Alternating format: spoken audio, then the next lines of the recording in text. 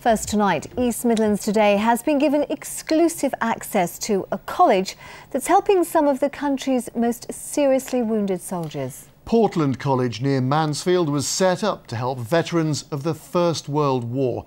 But now it's adapting the latest technology for men who suffered brain injuries in Iraq and Afghanistan. This report from our social affairs correspondent, Jeremy Bull. Stephen Vose has always been a fighter, but for the last 8 years he's faced a very personal battle. Stephen's brain was damaged by a mortar bomb. Now he can't talk, he eats through a tube, and he's getting this specialist hydrotherapy treatment so that he can try to walk again. We're working on Stephen's balance and lower limb strength. So we're going to carry on in the pool for a little bit, and then later on in the week we'll actually get him into a walking frame within the gym so he can actually do some walking independently.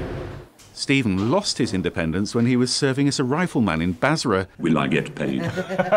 He hasn't lost his sense of humour, but he still needs constant care. And here at Portland College in Nottinghamshire, they're adapting new technology to help him slowly and patiently rebuild his life. And what's been the most difficult thing for you? Not being able to talk. It has made a massive impact. It has affected me by everything. Yes, it has messed my life up. What about the future? What do you think the future holds? I want to live in my own house with a wife. What about what you do at home? Other technology's been adapted for students who can't use a keyboard or with serious memory problems. This computer system's controlled using eye movements and a light beam. It's one of several other devices that have helped injured soldiers here. We're just giving people back their independence. They can communicate online, do online shopping, and things that are personal, such as online banking.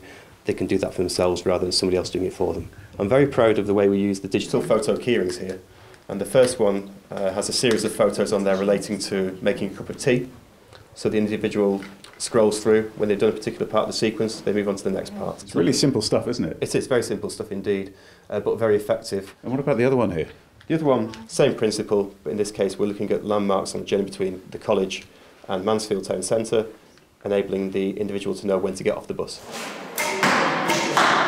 Sports, central to the training programmes at Portland College. Most of its students weren't in the military, but civilians are competing side by side with former soldiers who were shot or blown up. Move now. This is footage of Stephen training for a sports leaders course. The last round is out.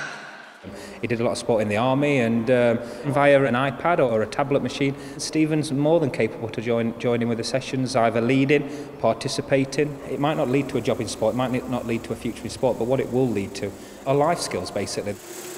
Stephen Vose knows he'll never make a full recovery, but that hasn't dampened his determination, and he's not giving up.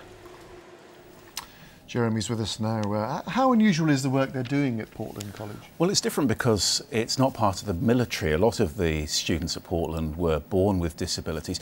In Stephen's case, he's already been through the MOD's rehabilitation programme at Headley Court. The problem is he's now been discharged from the army, but he still needs long-term care.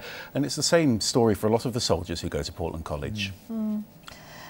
What are the injuries that they're really dealing with? I mean, we saw they also got really serious brain damage. Yeah, his was caused by a mortar. A lot of them caused by bombs and bullets in recent conflicts in Iraq, in Afghanistan. A lot of the military students they teach there have brain injuries like Stephen's. They've even been asked to help men who've lost both of their arms and both of their legs. But to fund all this treatment, they're relying on military charities, and as you can imagine, it's very, very expensive. Indeed, it's an amazing place.